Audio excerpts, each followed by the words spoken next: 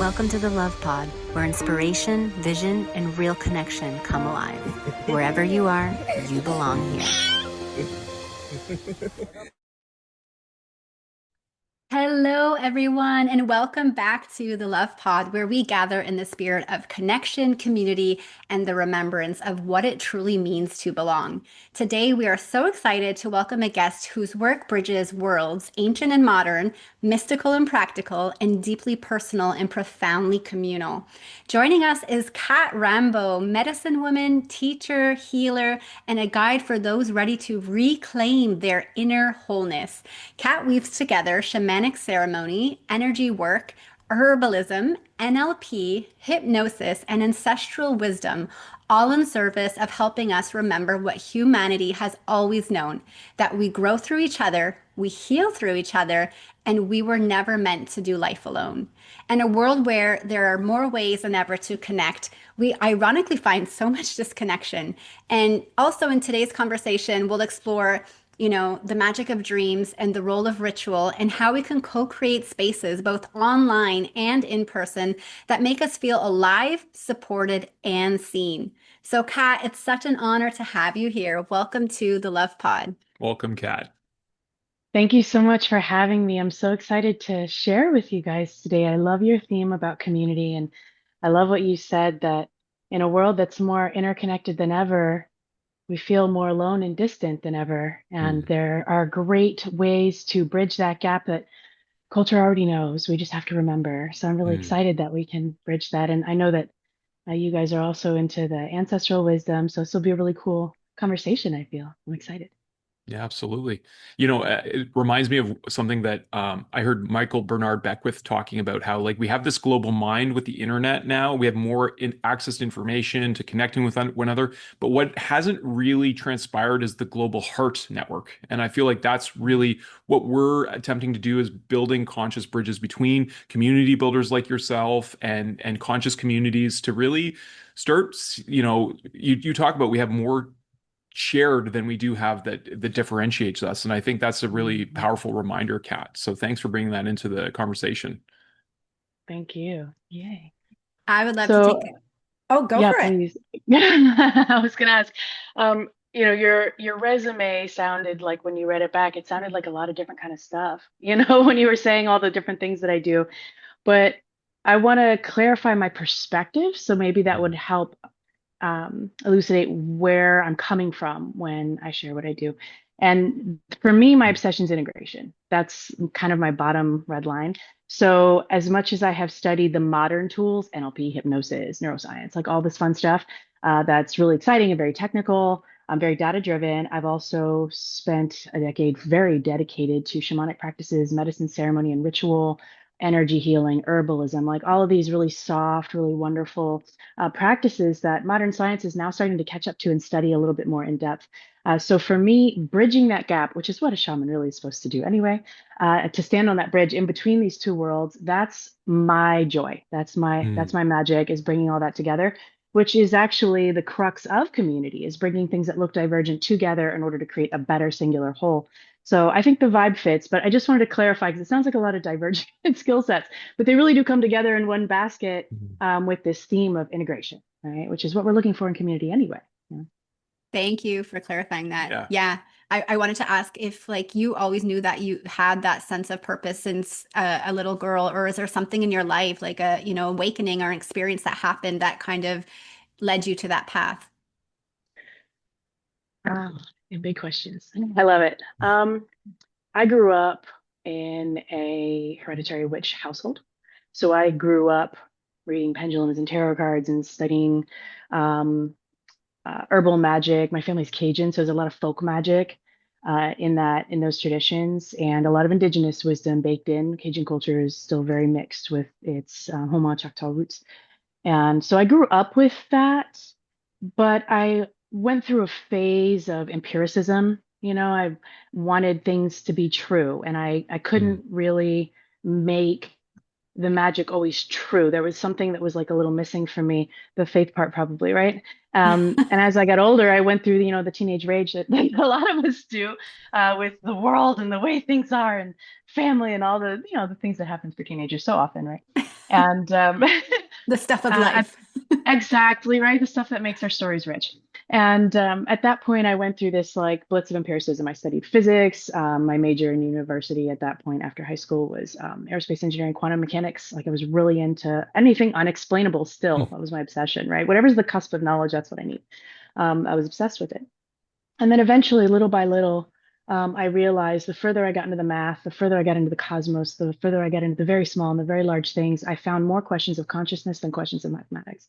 And it brought Mm. me back around. And very slowly, these things started integrating back into their life. I would have a friend who would say, "Oh, I have this tarot deck. Have you ever read tarot before?" I'm like, "Sure, I grew up with that. I'll show you how to read a tarot deck." But it was easy, you know? And we had friends, so this may be a little bit, I don't know how progressive your audience is, but I was in college, we would eat mushrooms and things like this, and explore. All And good. I was very good at it, about guiding the experience and being present with others and making it into this like meaningful event rather than just like fun, which is meaningful in itself, of course. And I didn't realize like what the aptitude of that really meant until later. I had Mm. my switched my major, had a degree in finance, was doing commercial real estate and investment note place, mortgage note placement, like oh, very technical, Wow. right? Very number driven. And I had that moment where I lost everything. I got sick, I crashed my car, lost a partner, bad breakup. My last three remaining large clients all bailed within like 48 hours, like Wow. everything.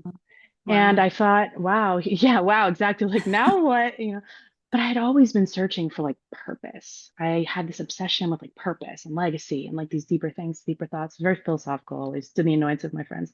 And in the car crash, I remember my mother picked me up from the hospital at 3 a.m. and I was laughing.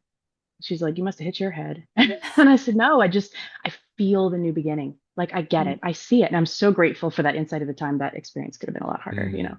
And I did the one thing I've never done in my entire life, which is just sit still Mm. and say yes to whatever the wisdom of life had to offer. I had worked so hard for so long for nothing. And I knew that that wasn't what life was supposed to be like. So I just waited and I said, okay, whatever comes is what I will do. I'll follow it relentlessly. I promise. I started negotiating with God like we all do in those moments.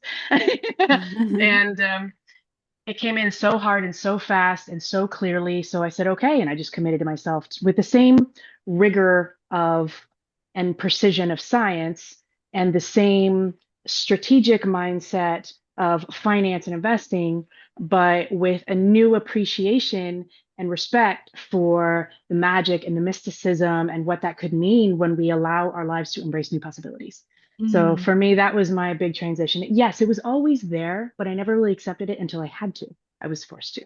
It's often called like shaman sickness and other things like this. You have to fix your own self, and that's what you learn in order to share with others. That's kind of a long-winded answer, right? Yeah, I No. know. I think it's really beautiful. I mean, I Oh, really love your presence, and I see that gift of integration that you have, mm, Kat. A word that's been popping in my mind a lot is synthesizing. And I see that you're an mm-hmm. awesome synthesizer to bring such Thank you. divergent things together. Yeah. It's so I think it's so poignant in this day and age where people are looking for truth and they're exposed to things that seem divergent, but when you really get to the core of these things they have important Exactly. aspects that do synergize together and can work together. Like there are so many spiritual seekers who, and we met a lot in our quest for conscious community. People who are like talking the talk of community, but then these are individuals who have not been doing their inner work and are wounded and are looking for a community to take care of them rather than Contributing. in the spirit of what can I contribute to a community. So I think that all these gifts that you're talking about, and I love how you so clearly talk about that journey. Obviously it's yours, but you really articulate it so well. Yeah, I was So thinking the same thing. yeah. Yeah, Oh, you thank really you. have I a gift appreciate for that. articulation and expression, and Thank yeah, you. I just acknowledge you for sharing that, and I think it's really inspiring for people to hear that, and it's so interesting to me how I feel like truth is inevitable. Like, whether you're looking for it or Hmm. not, like sometimes life gives us a wake-up call, and then it's up to us So whether we true. want to listen, right? And That's so right. I also believe that every life experience that's in front of our faces on a deeper level, we are putting them there for ourselves to awaken. So just like the title, dreaming ourselves awake, like do we really dream when we're sleeping or is the life the dream? Yeah. I love that. I'm glad you appreciated the little poetry and The title is a little bit mysterious, right? I'm wondering, so Yeah. I met a few folks. So I spent about 6 years working in an Indigenous health access center and working with mainly seniors and also in the culture department. I wore so many hats in that role. And here, at least in Anishinaabe territory, there was like a rough edge around the word shaman because the roots of that are in Russia, the Russian medicine people. So like there's a lot of focus on talking about medicine woman or medicine people. And you actually remind me of a really another wonderful man who I'd like to connect you with. He runs a thing called the Creator's Garden, and he's all about bringing Mm. um, Western science and the language of the medicines to the indigenous knowledge and the naming systems of the plants, and Who and is that? introducing the concepts of relationship. Joseph Pitawanakwat. He would be good maybe as on the shows, but I really think this is such an important uh, and timely topic because now we're faced with true science, I believe, is the language of mysticism, and it's rising. I mean, there is the materialistic, dogmatic science of, there's a lot of denial and stuff of consciousness and energy and stuff. Mm. And now we're finding like these bridging of worlds, like all the wisdom Mm. of our masters and elders of the past are now coming into this. You mentioned quantum physics and all that. So how has this been really like uplifting your own journey in integrating these diverse topics? First of all, I want to tell you on a very personal level, you excite me very deeply when you discuss bringing up this idea of the word shaman. So I'm really into language. Hypnosis and NLP doesn't leave any space for not being excited by the spoken word, right? And I got started in the journey of like full time, like very, very committed study, like almost a decade ago. So things were really different then. The word shaman didn't really mean anything in modern Western culture. You had to explain what that was. The concepts, forget it, right? Um, but this resurgence in specifically Amazonian traditions has, and this is what I was studying at the time too, and has exploded, has created a new buzz around these ideas. Some years ago, I never used that word shaman because that means something very specific. And yes, that word comes from Siberia, but every single culture has its own tradition, its own cosmology, its own mythology. We talk about indigenous tradition. There is no one indigenous tradition. The only foundation that we can claim is probably universal is animism at its foundation. Everything has a spirit. After that, we live alongside unseen realms, and everything has a spirit. Beyond that, there is no one cosmology and one tradition. So even when we say things like talk about indigenous culture, we are making very blanket statements. So I appreciate that you specified what you're talking about, Anishinaabe tradition, mid Northwest, something like this, right? In the US. Yep. Yep. And very beautiful tradition. One of the cultures that is starting to become like a lot more open with their ritual and ceremony, which I'm grateful for because we're learning a lot, right? Understandably, a lot of these traditions were very closed for a long time, but fortunately and unfortunately, it's the Amazonian traditions that really created this like push into wanting something else, created this our second psychedelic revolution, really, was ayahuasca. Hmm. And without beating around the bush, that's what happened, Hmm. and definitely a lot more sophisticated than the hippie movement in the 70s, and very grateful for what we're learning from these medicines. And we're coming back around to the therapy of it, how we can make it useful and sophisticated and practical rather than, Hmm. something for the outliers of society to be indulging in when it's not practical. I'm a very practical person, right? I may be a mystic, but I'm very practical. So the word shaman was always a little bit touchy for me because, yeah, it's a Siberian word. And what does that mean? And in what tradition is that useful? And it's not. But when I've studied other traditions too, and I have found the biggest barrier to the message to be the language, right? Hmm. So when I started meeting people who were calling themselves shamans a few years ago, and I started asking, what does that mean to you? I got a different answer from everybody. And bye, mom. Yeah, the little one I is love waking it. up. So, I got a different answer from everyone. And Yeah. I chose the moniker medicine woman because medicine is just energy, right? And my job is to work with energy, whether that's the energy of mathematics, the energy of chi, the energy of plants, like it's just a movement of energy is what that means, right? And Hmm. that's pretty broadly applicable. Hmm. Um, and I do tap into that modern research too, and that's modern medicine. We can use the same word there. But the word shaman I don't often use, but now I understand that because it has such a broad application now, if I don't use it, I don't explain very well my space. Mm. And so even though personally that word means something very specific to someone who's very into that, um, it doesn't mean that anymore. Now it just means anyone who subscribes to animistic cosmology. And cool.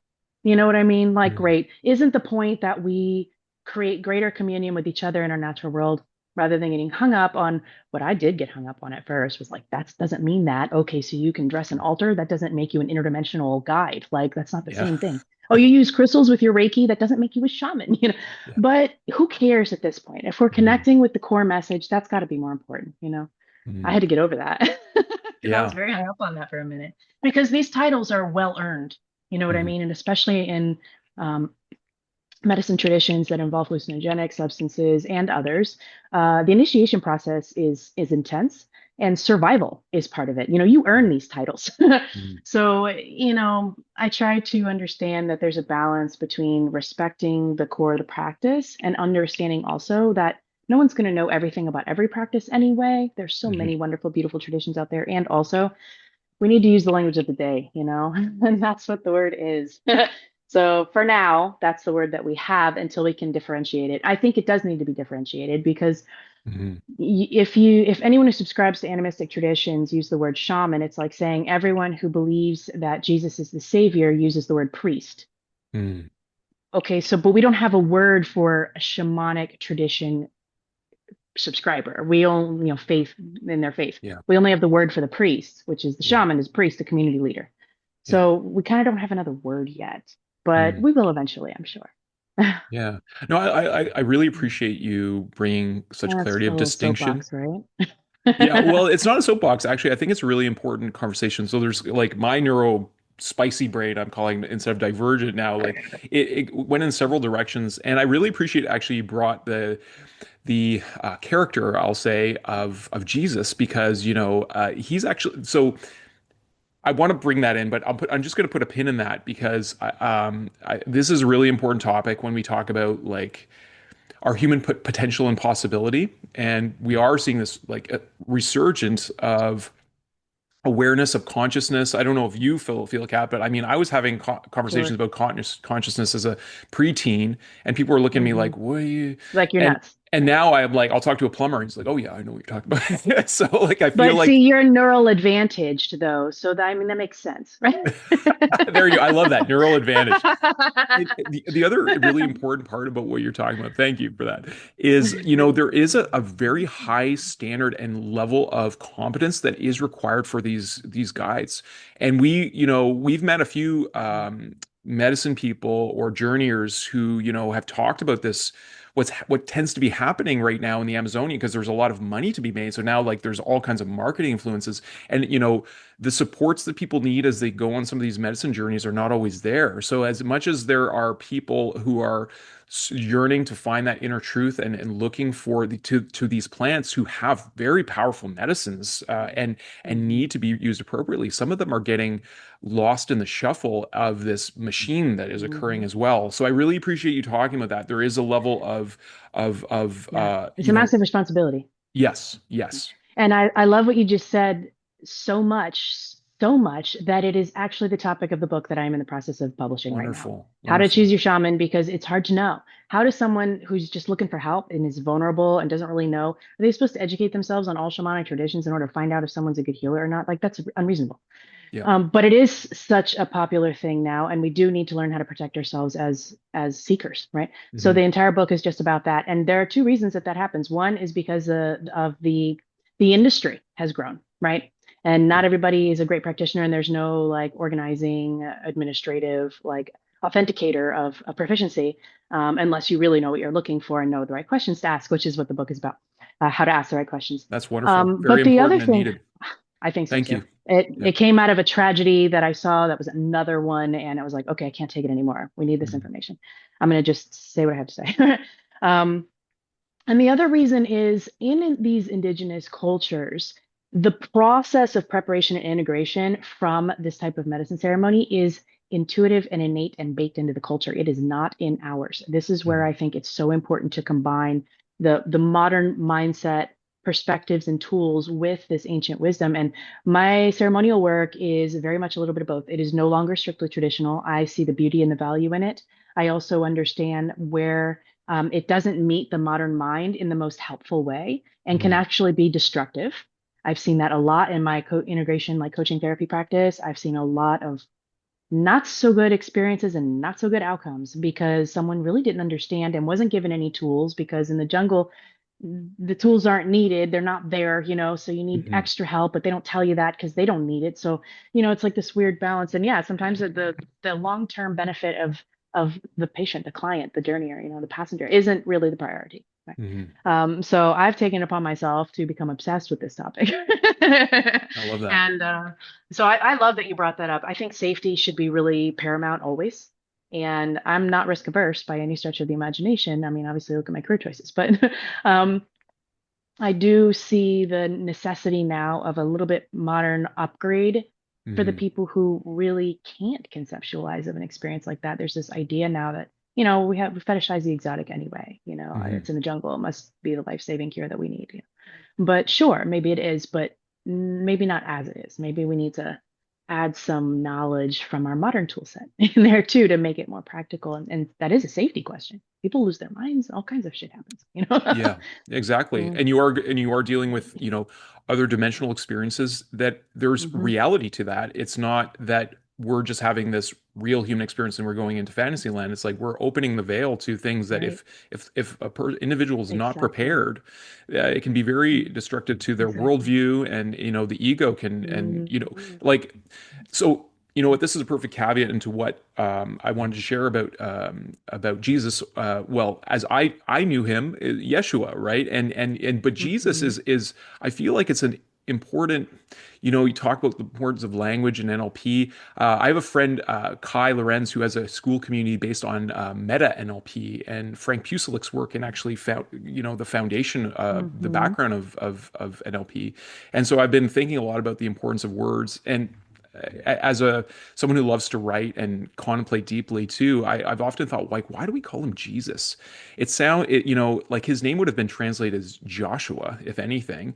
and Right. and I feel Mhm. like there's this, when we talk about animism, to me, the way I like to talk about it is there's this loving intelligence that is woven throughout the universal consciousness that connects us all, and I feel like it gives clues. And his name, Jesus, sounds so much like he is us and also she is us. And Mm. the reason I'm bringing this up, Kat, this might be another element of contemplation for you, as you're such an excellent synthesizer. I can tell. The foundational knowledge of Light Heart Vision is based on the Christ letters, and if I can be a little bit vulnerable with you, because Please. so in my early 20s, I spent so much time in nature, meditation, contemplation, looking for truth, and my lens also was I started having insights about the nature of light, the speed of light. I could see refracted spheres that I thought were hydrogen atoms in refracted light through the sunshine. I had started having all these awakening and intuitions happening around 18, and discovered meditation. I had profound memories of past life experiences actually being in the crowd watching Yeshua's crucifixion, feeling very personally moved by this, not knowing what the heck's going on in this meditation. And then fast forward a few years later, as a being of pure light, he appeared to me. Now, I'm not religious. I wasn't then. I'm not now. I went to various different churches. Like, why did this happen to me? Because I'm a science-minded person. Like, I'm just looking for truth. And then finally, after being led to study indigenous wellness, working taking care of the seniors, as I was mentioning, I stumbled upon these letters in which he actually outlined his true experience in the desert, coming to true spiritual enlightenment, basically coming to a direct experience of everything that quantum physics tells us, that nothing's solid, everything is vibrating particles, Mhm. as he described in that time, shimmering motes, and seeing that his strongly held intention in mind could actually rearrange the molecular structure of matter. And being shown, like, our bodies are composed of like trillions of cells, and all this like extraordinarily revelatory experience that he had. And he all only wanted to come back to his community and teach people um, Mhm. the truth of existence, that this innate creative power lies within all of us. It isn't this God on Hmm. high who sends punishment and judgment and all this Right. stuff, right? But he was, you know, in coming with this really, you know, contrary teaching, that was disruptive. He faced, an untimely death, and that also set in motion like a pattern for her society, because I think it allowed us to remember that. I think a lot about what our ancestors were really capable of. I've heard stories of like the one they didn't have to paddle their canoes; they would just sing down the river because the water would carry them, from that connection to their consciousness. I've heard of, the ones that could speak through the fires to the communities and stuff. And I feel like there's been this collective forgetting of our Mm. potential and possibility of, as a species, as spiritual beings having a spiritual experience that is human. So, anyways, I just Hmm. wanted to bring that into conversation and your awareness, because I feel like it's a really important, because for years my vulnerability was like I was working with so many indigenous people, and I talked to a lot of elders who like had great reverence for Jesus, and they would say they would make him akin to like a sun dancer because of the suffering and all this stuff. But I always felt like it was the potential to heal a lot. Also, my Irish ancestry, like all the division that religion has occurred, it's been No kidding. so Yeah. much on my heart. So I just wanted to kind of, thank you for bringing his consciousness into the fold too, because I feel like this is such a important element to also bridge here with indigenous awareness of all the beautiful cultures that we Hmm. all at some point come from. Even my Irish ancestry is like they had sweat lodges, they had the medicines, they had the Bowran drum, Hmm. they had these things. Irish magic's intense. Yeah, Celtic magic is real, dude. yeah, yeah, yeah. I love that. I love that you said that. So yeah. I love that you brought that up. And one of the things if we do, underscore the theme of community is being able to get over what we see as division. And so I'm really excited and touched by what you said. What you're referring to is how we name Jesus the magician, right? The idea that, and then what is magic? Magic is understanding the true nature of the universe and then becoming at one with it. We see this in the foundation of the Hermetic principles. We see this in the Kabbalah. We see this in various wisdom traditions, and they all kind of say the same thing. Nothing is solid, and your focus creates your reality. And we call this modern manifestation, but it's not. It's a human heritage, this Mm, information. And it has been diluted, covered up, misunderstood, miscommunicated, hidden away for so long, so many times. I'm so with you on this idea of a collective amnesia. And I believe that this time, this generation is ready to remember. mhm, And there's so many people going on saying things like, I hear so often, a lot of my clients call me because of issues like anxiety, right? And they want to move through that. And I hear constantly, things are worse than ever. I'm like, if you're looking for that, you could see that. But I don't think they are. I think they're shifting, and transition spaces are famously mhm, sloppy.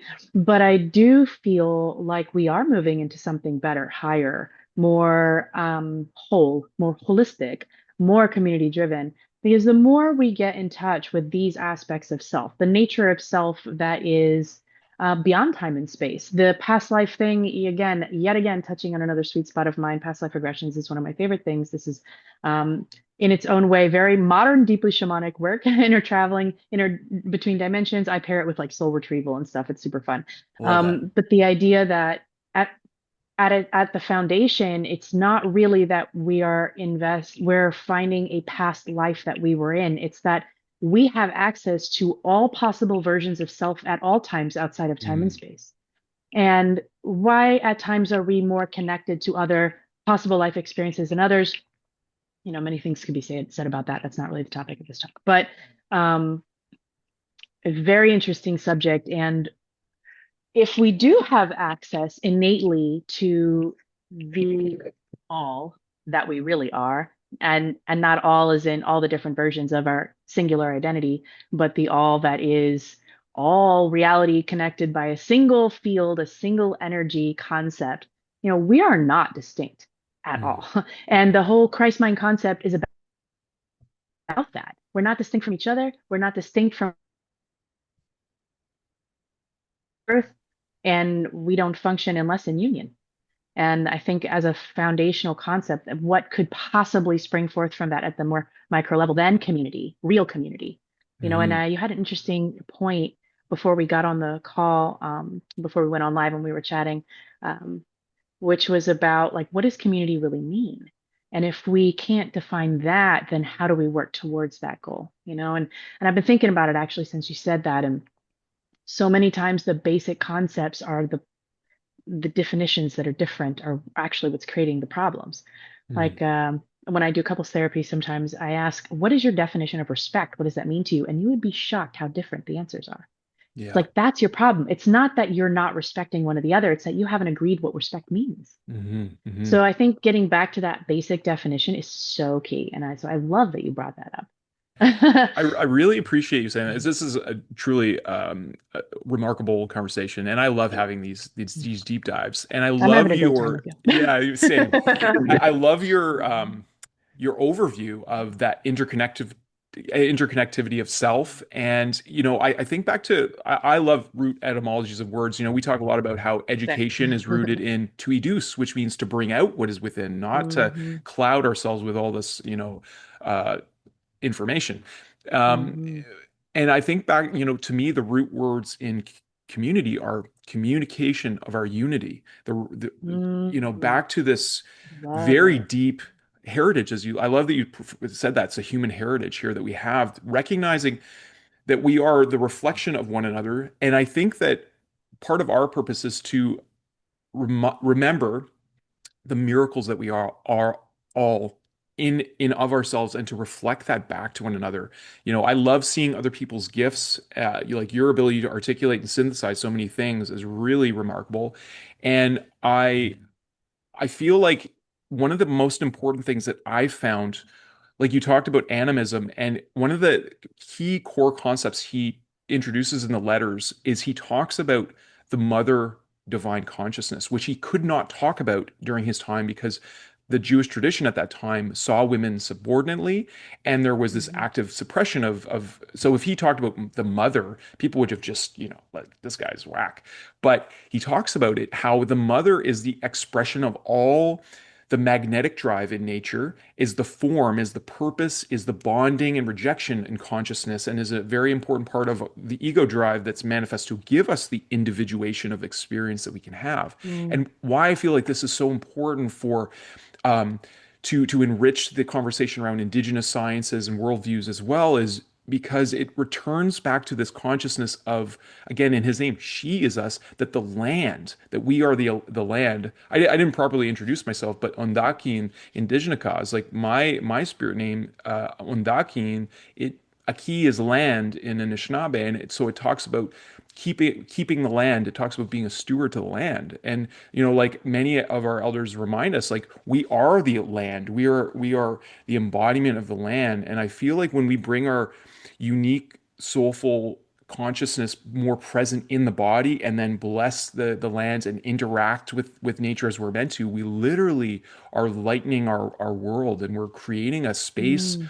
that is what I feel every master has pointed us to, is like, you can create heaven on Mother Earth. It's not a place you go to when you die. Exactly. It's how we live here, how we Exactly. yeah, and it's about responsibility, not about rights. I Mm. feel like there's this big talk about, like, this is my right, and you have to treat me that, like, talk I about hear that. respect. It's about, like, Hmm. it's like our ability to be here fully presently, and to be in a state of unconditional love with one another, recognizing that's where we all come from and that's where we're all going.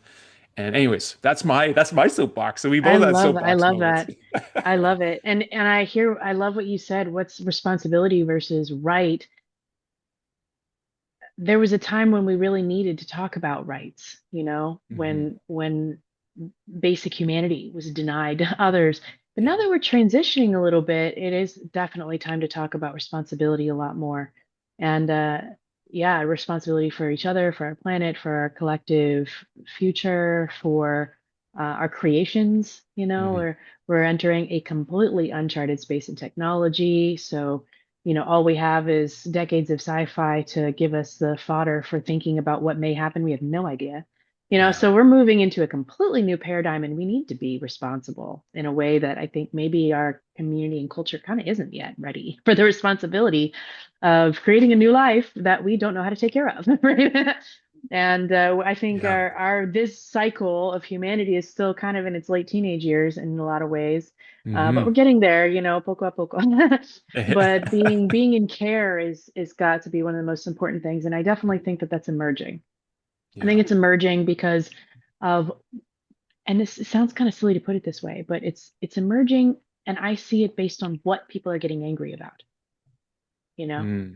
like Interesting. water and care for the land and like the whales. Like we're getting like en masse angry about the things that have been Yeah. going on, and anger is sacred as much as joy. And Hmm. when we understand it's there for protection, to Hmm. protect ourselves, to protect others, that's the energy of the force that causes us to have the capacity to protect. um, then we're looking at things a little bit differently now. We're looking at what we can do better, and I think we are moving into a new paradigm that will help create more responsibility in our culture. I love the way you put that. I love that.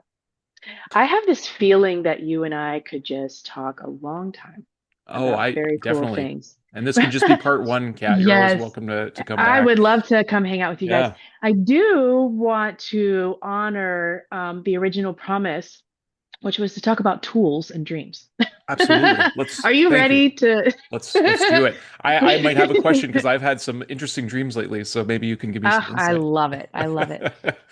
So, first, I want to clarify I am talking about sleep visions, right? I've Mm, started using this expression to clarify because I also work in like motivation and problem solving and like all of this. So, with NLP stuff. So, dreams can also mean aspirations, but we're talking in this case about sleep visions, right? mm, And because I work in visionary medicines, there's a lot of crossover there. And mm. um, I love your vulnerability. I'll get personal too then.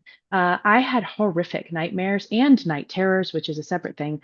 Um, for most of my youth, it was so bad I wouldn't sleep for days because I was Wow. so terrified to go to sleep. I was medicated. I mean, it was bad. And eventually I woke up one day and said, you know what? I just got to figure this out. There's got to be some more information out there. So I took myself to the library, right? Because that was a thing you had to do at the time. To go to the library, like find actual books I about still do that for the dreams. record. Same. I love the paper books. I love it. I love it. You just find things you never knew you needed, right? I love Yep. it. So I convinced my parents to take me to the library and learn about dreams. And of course, I found all of the Gestalt therapy and the dream work craze, and the hippie movement included a lot of that, but also a lot of other things, including also like indigenous practices, especially African practices are really focused on ancestral and dream work, which I really love. And there's just so much magic around this. And every time I focus myself on another specialty, this finds its way back in. So this, I think, is something core for me. So Mm, I'm really excited to talk about it, actually. And the truth is, it's universal. mm. And there's so much that's universal about it. And there's so much we can do to make this like fluffy, weird practice a little bit more sophisticated and a little bit more useful, practical, and modern, right? And Mhm. since I love that, I I do want to like break it down into some categories, right? I like Please. organization. So for me, we're going to talk about community and dreams. So community, like you said earlier, it's 100% true. It has to start with self, right? So I want to talk about the self, the micro, the mid, and the macro approach to where the use of this practice is, and then how we can actually do that and make it useful. That's the tools. Does that work? Do you like it? Yeah, yeah, I love Okay, it. I think it's really cool. awesome. Yeah, those are Okay, some good. important levels. Right, right. We're gonna break it down a little bit to like get in there, and then we can see the big picture again. Right. Beautiful. Perfect. So dreams aren't just personal, but when we do talk about the self aspect, we're talking about insight, inspiration, fear. It's therapy. Dreams can be used for Mhm. therapy work. I do self therapy with my clients. Absolutely love it. And the fun part about it is that they're so personal, they're so real because we're talking about your subconscious mind. Your dreams do not lie. They are telling you the Mm, truth, but they're also just so weird. So they're fun and interesting anyway. You know, therapy is a little boring sometimes. And talk about our feelings, but I don't know if that's how I really feel because I had this other thought, and I don't know, am I experiencing heart-mind coherence or am I just in weird cognitive dissonance? I mean, it just gets so complicated and boring sometimes, a little dry. But dreams are so weird and so real, and sometimes they feel much like the visionary experiences we were discussing earlier, sometimes more real Mm, than real, but they can bring us so much information, and especially depending on where you believe dreams come from. Everyone has their own ideas. I, of course, work in shamanic traditions, so I also believe that you have access to other realms. Astral projection is something I teach. I think it's fascinating the capacity that we have to explore more freely out of the limited vessel of the body in dense realms. mm, We have access to ancestors and angels and interdimensional beings at that time when we're not as tethered to the physics of this world. The consciousness is a little bit looser, right? Uh, and by the way, just as an aside, the first response I always get when I start talking about dreams is, well, I don't have dreams. That's not true. You do mhm, dream. You have probably 6, 7, 8 dream cycles a night. You just may not mhm. remember them. This is Yeah, a skill that you can remember. And if you would like, I can actually send you, and you can share in the description if you want, a sure. free PDF of how to remember your dreams, 5 steps to cute. Perfect. It's got Or all the we can stars send on it. people to your website so you can Even keep better, some connections. cat-rambo.com. I keep it simple. Amazing. CAT like meow, hyphen Rambo, yes, like the Stallone movie.com. Real simple. And You have a all that, and there's wonderful all way kind of of, communicating. I thank you. love it. Thank you. I love to give away free stuff. So I made this cute little PDF, How to Remember Your Dreams, because there's Beautiful. just so much available in there. And Mm, it bypasses all of this cognitive BS and gets straight down to what really matters to your inner deepest self. That's identity, that's beliefs, that's all mm, that really juicy infrastructure of personality. And that's also how we create life without really realizing it sometimes. Like, but I'm focusing on this mantra and it's just this affirmation and it's just not changing my life. Well, there's something deeper there mm, rooted into that substrata that is just not moving. And so if we can mm, get in there, we can work on that. So especially if someone is dealing with a lot of nightmares, love it. It's like my favorite thing. So for personal use, first we have to know thyself and work on ourselves and really understand ourselves. And that is the personal level that dreams can offer, and also inspiration and insight. And I mm, make a lot of my life decisions based on my dreams. I know it sounds kind of mm, silly, but they never lead me astray. They're always right. Interpreting them is very interesting because they are super unique, right? mm, Your perspective on what your dream means to you is highly related to your belief systems, experiences, and personal life values, and like all of that, mm, right? Identity stuff. So what a dream means is extremely personal, which mm. helps us remember that, we're all unique individuals and we all deserve to look at ourselves as valuable, unique, interesting, and dreams totally offer that because they're weird. It's so fun. It's just fun. I love how you keep bringing it back to that weird they are because yeah, some dreams Yeah, are just it's so and exciting. it's I love how just to put a little thing here. I love how you talk Yeah. about that journeying into other realms because I know that there are sometimes like I remember the feelings of these places and sometimes I'm Mm. actually seeking them in dreams. I'm like, how do I get back to this Hmm. really special You place that I can. love? Yeah, Yeah, you that's totally can. awesome. Yeah, amazing, right? And your Yeah. subconscious mind knows so much more than you think. It remembers everything. And there's so Mm, much information in there. And it has the answers for you. mm, You just got to ask them and learn how to get them out, extract them. Like, I love it. I love it. And yeah, you know what? A lot of the personal growth and all of this, even when we're talking about hallucinogenics, it's very serious. mm. It's very sincere, and it should be. And also, nothing's sustainable unless it's a good time too, So Yeah, I yeah, like to make things fun. Why be yeah. boring when you don't have to? Right. So dreams really bring that in for me. I feel the same way about Keeps world things interesting. enlightenment. It's got to be fun or no, we're not going to do Exactly. it. Well, think about it. All great wisdom traditions lead to the same set of spiritual values. Again, probably universal: kindness, compassion. We know the values. We Yeah, all do. Every yeah, great religion has and religion tradition and great teacher and great spiritual has the same thing. And one of those things is joy, yeah. right? It's called spiritual ecstasy. We're Mhm. supposed to be in bliss. And so if we're like ignoring the fun part in order to be rigorous, like we're kind of missing something that's the point? Yeah, yeah. So I like to bring it back around and having a good Love time. that. There's no reason it shouldn't be fun too. And then it's sustainable. It's Yeah, sustainable yeah. because it's joyful. So the The next level is to go from the very small to the very large, right? We'll go from Hmm. quantum to cosmic, is the micro level, and that's the interpersonal connection. After you really know yourself, you can really start to have a much richer relationship with others. Hmm. So beyond the capacity to explore and express your own fears, insights, dreams as in aspirations, and an understanding of your own true inner nature and inner workings, and possibly even beyond yourself in the form of interdimensional entity, whatever it is you believe, whether that's spirits or angels or ancestors. That's for you, prerogative. That's your tradition to determine. Um, it also provides a really tremendous opportunity for connection because in the expressing and the sharing, and then in the return of the expressing and the sharing, we're creating a deeper communication in between people and a deeper understanding. And then when we start talking about interpretations of dreams, we start getting into realizing that there are absolute archetypes. Carl Jung Hmm. talked a lot about this. He's a favorite, yes.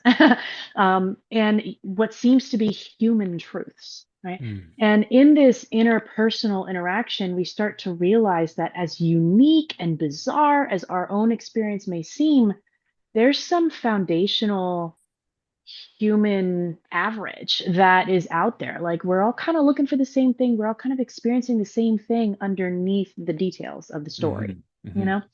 And no matter how different our life experiences may be or dream experiences, there's an archetype. There's a cosmic, universal human idea down there too. And I think when we start interrelating one-on-one with each other, we have the opportunity for things like therapy and insight and excitement and sharing and bonding and all this like depth of communication that becomes available. That what we also start to realize is how we're not that different. We're just not. Hmm. You know? Yeah. And I think that that starts to expand when we get to that mid range, right? That Buddha's middle road, step 4 or step 3. For me, that looks like the family unit. Now, Hmm. family means many things to many people. Let's just call that your immediate core community unit. That could Hmm. be a nuclear family. That could be you and your closest friends. That could be both. That could be none of that. That could just be you and a sibling or it just does the you and the dog, right? It's really irrelevant what let's call family unit structure, that core community group, right? Yeah. So this is where sharing, expressing, and interpreting dreams together starts to get really dynamic because here, not only are you encouraging deeper communication in a slightly more vulnerable space, because it's not just you and one other chosen one anymore, it's you and now a group, right? Presumably that you're now creating shared experiences as a group, which are infinitely valuable. You're creating bonding as a group. You're also diving into this like very personal and yet also universal themes that's creating connection across the boundaries of generational boundaries. Because that's a thing.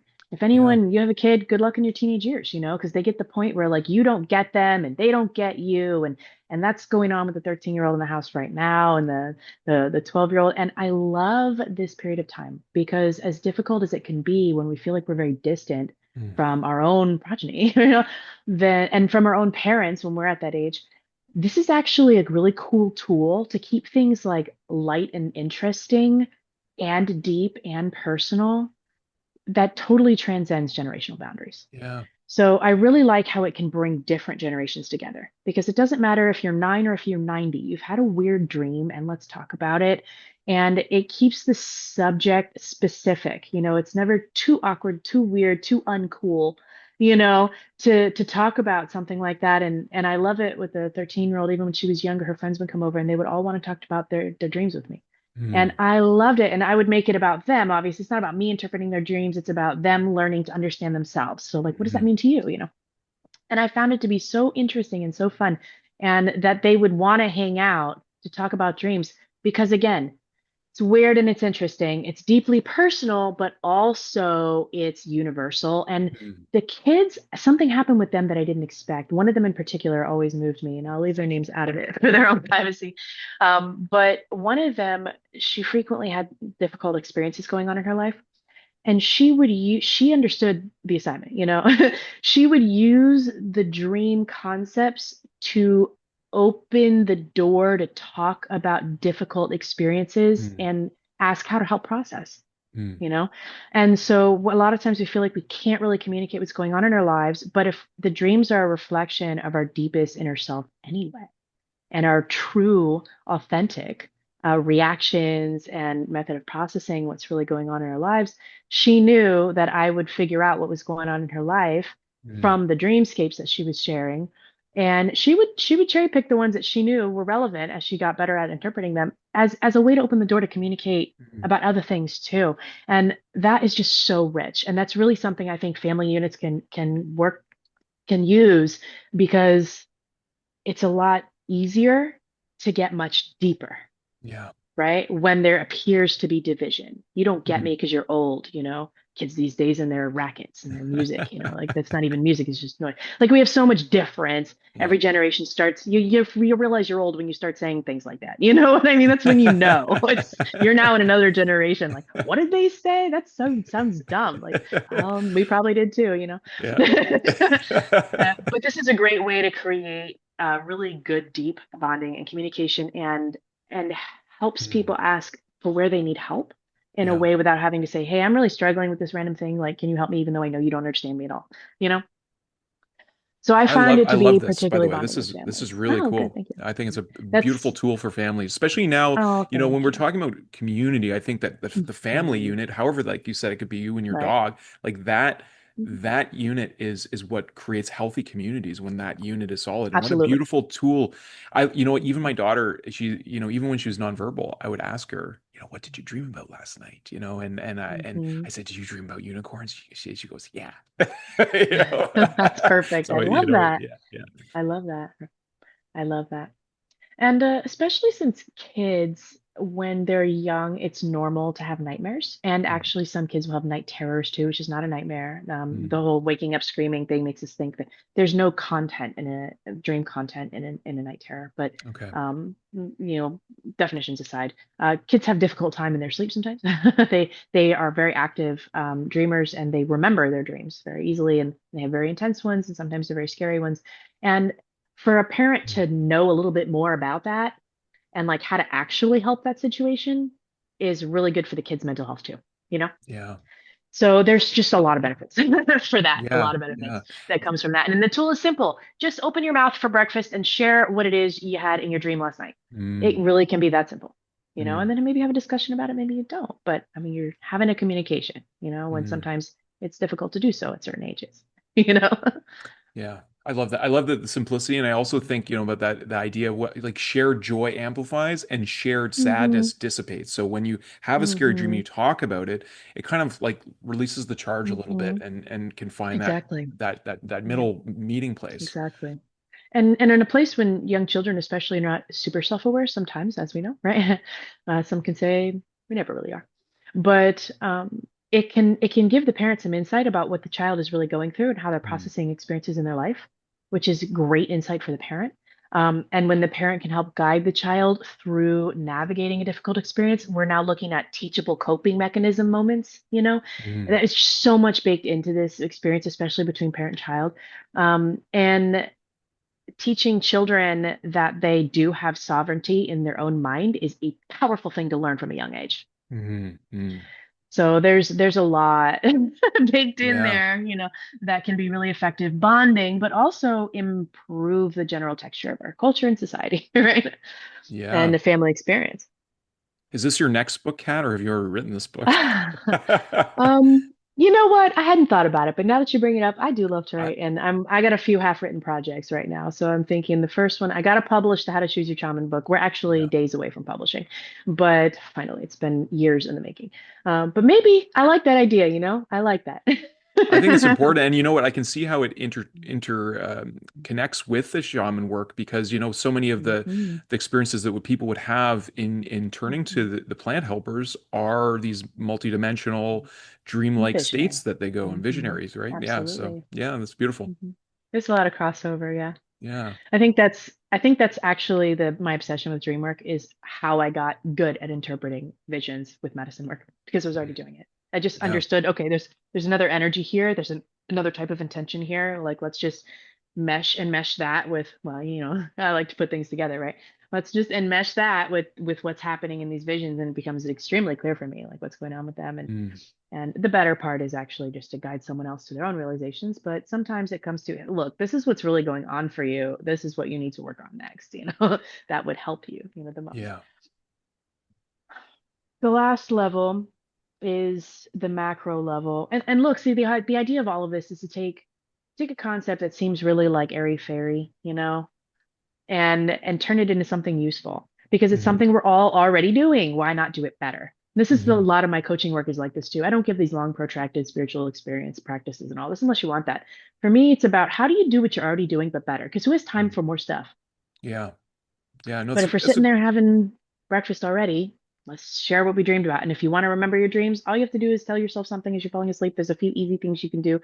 You literally just do what you're already doing, but better, maybe differently. And you can have all of this information, insight, power, right? It's incredible yeah. access, right? And it brings so much to life, and you don't have to do anything extra, which I really value Mm. efficiency. Yeah, I love how you frame that, if I can use that term, just, like helping people. Because one of the things our modern society is lacking is the initiations that we would go through, whether it's vision questing or ceremonial, like understanding. So So we're not given a here's lot of those here's my tools. notes. I don't know if you can see it. It says Oh yeah, ritual. yeah, exactly. So Yeah. you always hit like right on my thoughts. I love it. I I am gonna be probably writing about ritual because Mm, you are so right. We don't really have a lot of modern ritual, and human culture needs it. We have funerals and yeah, birthdays. We yeah. have weddings, right? Yeah. We And they're have commercialized, unmarriages. right? Like, I mean, we're Super, heading into super. solstice time, and that's been totally commercialized in a Oh yeah. time when we should be slowing down, reflecting, bringing the light into the Mhm. darkest time. We're Exactly. conditioned to like do more, shop till you drop, like do all this Right. It's stuff and backwards. and like burn out. And we're given this false new year when we know like in our Right. indigenous ancestors, like the new year is the springtime. Like that's when After, the yeah. new life has Or come after in. harvest season, whenever, whatever, Sure. based on your, if you're coming from a Celtic background, then your new year is in October.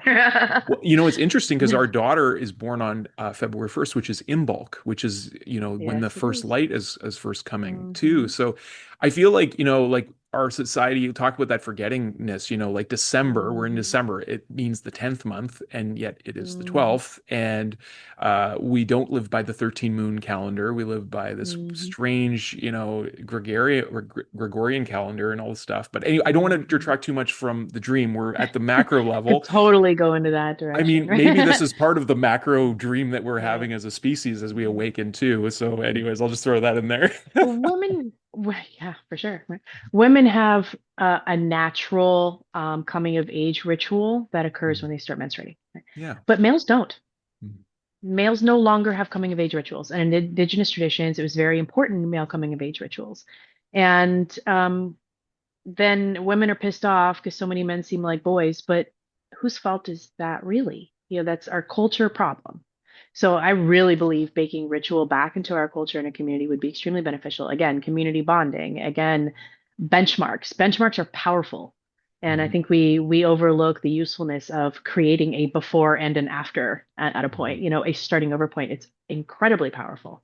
And Mhm. I actually will be writing on that because I can't get over how powerful it really can be. And I actually give ritual homework assignments to clients all the time who are not into it, not into Mhm. shamanism, not interested in the witchcraft, not really invested in lighting a candle for nothing.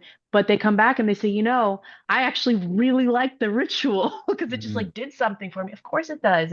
It's in our archetypal understanding of the way the world works and gives us like a moment to create a before and an after and the opportunity to reinvent ourselves in a way that we need to periodically.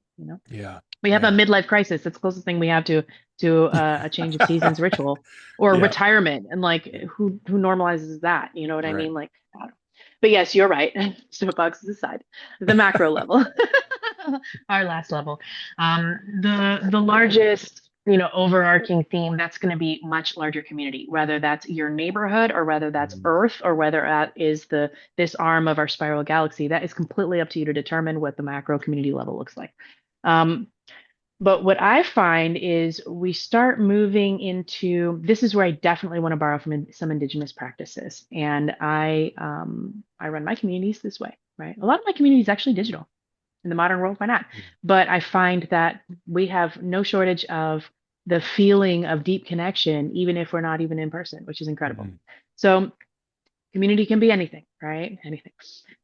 But here is definitely where we start to see when we talk about sharing dreams and communicating them and then interpreting them together, we start to create uh, deep interpersonal understanding among a bigger group. And we start noticing that our differences aren't. Mm-hmm. And it really helps us understand that nature of like a human archetypal needs and desires and fears. And it really helps us remember how we really are not different, no matter how different our life experiences. And finding commonality is not always easy. But when we find it at our deepest levels and we can share in it with each other, something really special happens. You know, Mm-hmm. something really meaningful occurs. And this often happens when people, anyone who's done like a retreat, whether it's medicine retreat or not, where there's a lot of like transformation happening, um, it creates sort of what's like the other side of a trauma bond, right? Like the Yeah. other side of the pole. We talk about hermeticism, right? Um, where this like shared transformative experience creates Mm-hmm. this really unique bond that feels closer than family, even though you really only knew these people for a few days. How is Mm-hmm. that possible, right? So the shared experience and the identification of those underlying similarities, despite the surface level differences, really makes a huge difference for community cohesiveness and coming together, and then the desire to support each other, which I Mm-hmm. think is definitely a huge component of effective community. But also beyond that, communities make decisions together, right? What are we doing? What's our focus? What are our priorities and values, right? This is when we start talking about culture. And dreams provide not only inspiration, but also fear, but also clarity, right? And they can really, when we share those deeper level topics and we start interpreting them together, we start to really get into what actually matters. What's the actual belief system versus what we're saying? What do we really need? What do we really believe? What are we really afraid Mm-hmm. of collectively? And what I love in my community, which is like a little bit extra, right? That's the indigenous wisdom, is management decisions. Now, I make a lot of decisions about what we're going to be doing based on what comes to me in a dream. And you may be blown away when you start doing community dream stuff. I used to do dream hoops and stuff when I was in my center in Mexico. Would everyone just come and like share their most recent dreams and like see what comes up? The similarities are incredible. We're all plugged Mm-hmm. into our like human matrix, right? Consciousness. Interesting. And the information that comes in a dream can give a lot of clarity about cosmic themes, the universal themes that are happening and transpiring. Some people like to use tools like astrology to see what themes are going on for most Mm-hmm. right now, or just what constellation our moon is in right now. That'll tell you. We just had a big Gemini moon, right? About what's going on for people. Oh, it's Mercury retrograde, so that means everyone's communication needs to be double checked right now. So some people use these tools. I like the dream work as a tool because we're getting information from within. Mm-hmm. And I really value that, like Yeah. intuition, insight from within, or from ancestors or angels or whatever is coming in through our dreams and bringing us information. So communities can make decisions with this information about how to go through a tough time or can foresee challenges that may be coming. And when you start combining many people's dreams, you start to put together this like patchwork quilt that is a much bigger understanding that can be significantly more powerful than a singular Mm-hmm. experience. So that big quilt can create an image of what can come. And depending on what you believe about dreams, Mm-hmm. premonition is definitely something available, especially in community space. And I love it when clients call me and they know now, they'll say things like, "Hey, I just had this weird dream. Who else is having dreams like this? What do you think this Mm-hmm. means? And what do you think it means in relation to all the other dreams I know you're hearing about right now?" So I mean, everyone calls me with their dreams. I love it. I never get enough of it. It's always fun. That's Um, awesome. it is. I never thought I could get paid to interpret dreams. Like that doesn't seem like a real job, but I love it. Well, It's there's like my kids playing favorite thing. video games and making six figures, so You I'm just glad never you're know, doing man. that. Yeah, right. It's super fun. It's just not a real job, man. I love it. I love it. So to see like a little bit bigger picture can provide. like management advice. Like, what are Mm, we going to do? How are we going to manage crisis? Do we need to think about the fact that all of our dreams are saying we're not going to have rain for this year's crops? We need to prepare crops that don't need a lot of water. Something, you know what I mean? mm, It can be something complex and social, it can be something more logistical like this. But a lot of times that information does come through. And when you can piece it together with many different dreams in the same community with the same um, like desire for community benefit, right? mhm, Then with that in mind, then you actually get more dream content related to that concept and that intention. Dream content a lot comes from intention. Can definitely be guided. Then a lot bigger guidance and information can come in. It's just very interesting. It's very interesting. And I think we're missing a mark. We have our leaders who have their inspiration and their counsel, but if we tap into the collective wisdom of the entire community, the mm, subconscious intuitive wisdom, there's information there that we are mm, simply ignoring. mm. And if we can figure out how to put that together, then I mean, imagine what we can achieve. It's incredible. Yeah. And Wow. when you think about things like people, it's often said that when a revolutionary invention is created, it's actually created in several places. Hmm. Just the one who finishes it first and publishes it first, that's the one that gets the credit for it. But a lot of our greatest inventions were occurring simultaneously in different places, and Hmm. they all say the same thing. The inventors, they say, "I don't know, it just came to me." Hmm. Right? It just came to me in full. Well, this is insight. This is inspiration. This may be interdimensional information. We don't know, channeling something, whatever you believe. But what if we made an effort to tap into the information in a large group's dreamscapes? Mm. What information do you think could come out of there? Whether it's inventions or, um, you know, planting advice or just general, like, wow, it looks like everybody's going to be going through a transformation window this next coming month, like it could Mm. be anything, but I feel like we're really missing something if we Yeah. don't take a look at this on a community level. You know what I mean? I want a bigger sample set. Yeah. I think this is fantastic, Kat. I think it's really unique, and maybe it is rooted in indigenous traditions and historical like or ancestral knowledge. However, you as a communicator and a synthesizer, like I think you really bring a unique voice to this and show the importance. Oh, Like thank you. I may I tell you, I don't know if you wanted to do more. I'd like to tell you a few of the dreams that I've had lately because I I would feel like, love that. yeah, okay.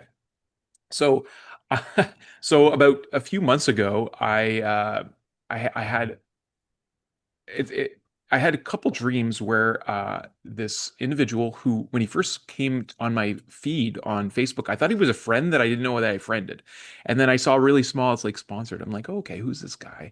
And then a couple times I saw him wearing a hat that said school on it, and then I was in this dream where he's in the front driving this Jeep, and we're going up this mountain, and it was like going on an adventure. And then I had another dream I don't really recall. And then the third dream, I was sitting in a vehicle on the passenger side, and I just received his books because I placed a book, and he's this entrepreneur is giving all of his knowledge away of how he scaled. He became like he surpassed the $100 million mark when he was 30, and his name is Alex Hormozy. And I didn't know anything about this guy, and I didn't know anything about the school platform. And now I'm in school. We've been building our community on school, and it's the first place, I wouldn't even call it a platform. It's the first place where I found true, authentic engagement. There's no advertisement. It's the whole system is gamified so that you, as a community builder, you can I love that use the platform. Yeah. gamification. Anyways, Alex Hermosi, he introduced the school games to school to help people with their passions. It's really around like uplifting like normal people to create, to thrive in all kinds of ways, including Hmm. financially. And last night he was in my dream again. This is four times he's coming, and you don't usually have human dreams. I usually have like otherworldly dreams, I would say, because I feel like I've had lots of previous experience in many other places. I think I'm just one of those souls that likes to go into the unknown a lot. And Well, obviously you're an explorer. yes. So, anyways, I keep having this very human dream, and then a couple nights before, the founder of school, Sam Ovens, was also my dream. We were looking at like the coding of school as a platform, and then last night, I don't really recall it so much, but we were building or creating something together, Alex and I, and I'm like, why? Like, so, anyways, I know that. school is, I feel like it's the transformative. You talk about transformation. I feel like it's the transformative place where the internet is going to reach a different kind of standard. And Hmm. I talk a lot about it. I kind of see myself as a informal ambassador of this place, but I feel like there's true community spirit here. You can actually feel one another through the texts and the meeting rooms and stuff. So that's been my dreams lately, and it's kind of like a little crazy to me. Like I even tell people like other schoolers like hey, Alex Formosi came. I call him Bro Mosey. He's like super buff guy, right? That's He's a funny. yeah, and anyways, I wanted to share that with you. And the other, I got to tell you this other crazy dream. And I know we only have a short time left to tell, but I think you would, when you talked about the family, like our close family having sharing dreams with one another. I had this most joyful, fun dream one time. I was zipping through the cityscape as Spider-Man, and I was like, slinging my webs and doing all kinds of web sling all around the city. And I plunked onto this window, and I looked inside the window, and there was my sister. I could see her in the thing. And anyways, I texted her the next day. I said, "Hey, Vanessa, I had this dream where I was Spider-Man, and I landed on the window, and you were there." And she's like, that was you? She saw Spider-Man in her dream. It didn't look like me. And I just thought that was such a cool, like, to me, it was such good confirmation, that we're all truly interconnected in consciousness. But Hmm. a lot of us feel like our dreams are just these things that are so it's like the subconscious is just it's I've heard psychologists say it's just the random firings of the brain dispelling the stresses of the day, and I'm like, I don't believe that because it doesn't feel true. Sometimes I'm sure. Yeah, sometimes, but Sometimes. anyways, Sometimes that's in my processing, that's right? my kind of dream kind of I love that. yeah. So first of all, again, man, I just feel like we're in such weird. I'm so excited to know you. Yeah, I'm. same. This has been great. First of all, I love we could just talk forever. But also, I'm also just now getting on school. I've Oh, been okay, eyeballing it and like stalking it for a little beautiful. while, but I do everything myself, right? So I need um I need someone to help me with this. Like I don't Okay. have enough time or energy. So I'm like kind of I'm putting it out there that the person that is going to be like, "Oh my God, I love digital marketing. I want to help you with what you do so I can get all your free classes and teachings." That person's going to show up soon. Which because I'm a giver, I love to share. Well, So I already if have a network that can help you with that because that'd be I'm great. connected with a lot of, so you're going to get an email with a link to our community and to schoolers. And Perfect. if you feel inclined, like what's cool about schools, the whole thing is built on affiliate network. So it's like all boats can rise together. So Mm, Sam Ovens designed that love way. that. So if Yep. you click on our link and you start a community there, it'll help us pay for our membership. It's 40%, so if you're paying, whether it's Yes. uh, hobby community is $9 or a pro community is $99 a month, and 40% of that would go to Yeah, that's the one I was ours. looking at. Yeah, so and I would Badass. Hell yeah. happily connect you with a bunch of schoolers that are help with that, and I would share with you everything I know. So I'm happy to help you That'd be with that amazing. We're journey. gonna be Yeah, best friends. yeah, I totally. love it. Well, and it's such a I cool dig it, platform right? for I'm so excited. connecting Right. conscious communities together because That's what we're I all in the like same is the place. conversation that happens. Yes, yes, Right. yes. Yeah, I It's love the that. interconnection. It's So your very, first dream, yeah, yes. That I love. Again, community foundation, right? And that's yeah, I think where school really excels. That and gamification, which I'm a huge fan of. I teach courses, so like for me, sometimes it doesn't matter yes. how interesting or engaging the material is, gamification counts. We need it in the modern world. We're accustomed to that now. 100%. Yeah. Yeah, Yeah. 100%. So your first dream is what we would call in the way that I type dreams, right? I've been doing this work a long time, so I've got my own method. um, it's processing dream. You're thinking about it, you're working on it, so your dreams are talking to you about their thoughts about it. And so you're processing what you're going through right now. And you're processing your excitement, you're processing possibility, you're processing hope and like big ideals. And at the same time, like the little bits and pieces, so you're kind of meshing all together. And so your brain's like collating and organizing and like talking to you Mm, about like what's happening deep inside related to this theme, which is really mm, exciting. So this one's really straightforward, but the other one's really interesting because one, you have good wish fulfillment. So these wonderful emotional experiences, flying, swimming underwater without having to like run out of air, these kinds of like liberating, like flying through space, these like liberation dreams are common and fabulous. I recommend them. You can actually create certain cause dreams. I cool. recommend causing these. They're super fun. So you were having a really great time feeling like free, like Spider-Man, like swinging around and like having a great, this is awesome type of dream. But what you added was something called a shared dream experience. Mm, So actually, this can also be done intentionally. I started doing this very specifically with a friend of mine in university.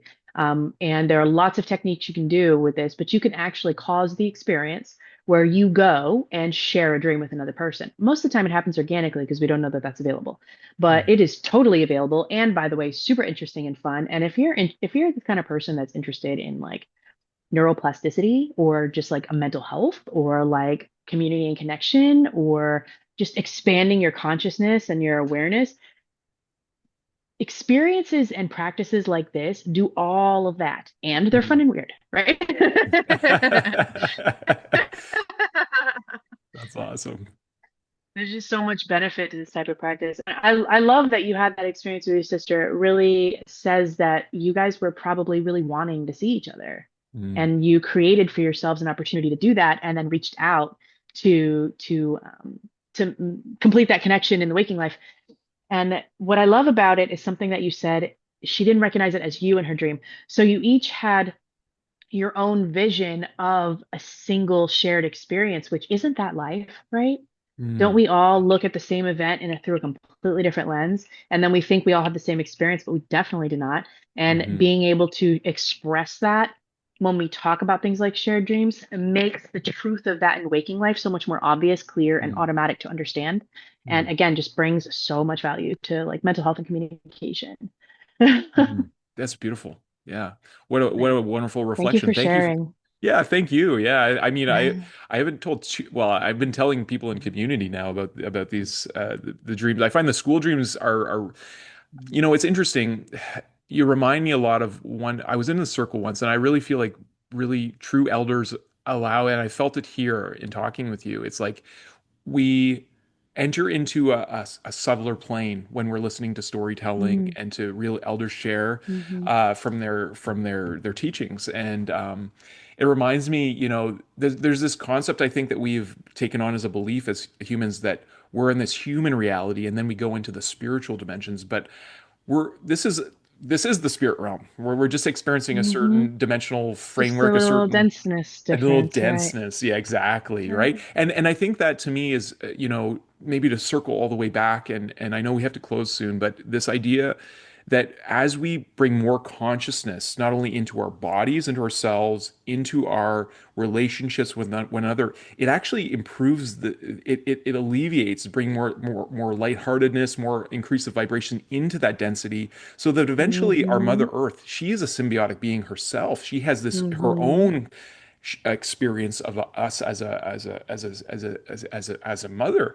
She gets to have a more enlightened and fun mhm. and weird experience because she's having a Yeah, weird experience as we're on her no service doubt. and within, and yeah. So I love that. You're such an awesome and gifted communicator and Oh, synthesizer, thank Kat. you. So yeah, it's I amazing. appreciate that. I would definitely say the same for you. I love the way you think, and I love the way that you articulate your thoughts, and I love the way you go in different directions, but find a way to make it all like come together. I love that. It's very interesting talking to you. That's the way my mind works. It always comes back around eventually, Does but everything it is may look circles. right. Yep. Exactly. I say Everything that is all the time. circles. Yeah. Yeah, it's been a Well, real I'm pleasure. really grateful to have shared this time with you. I feel like Same. it's so much more than a podcast, what you guys are doing. I think you're in the effort of creating what you would like to see as a new world order, and I'm really excited to be a part of that. Thank you. Yeah, thank you so much, Kat. Mm. I love asking our guests this one last question, and before we invite our daughter, and we're going to put all the connections and stuff in our show notes for you. If you could talk to the whole world at once, I like to use the metaphor, analogy, and share your message with everyone, and everyone could listen at one time. What would you share with everyone? Ooh,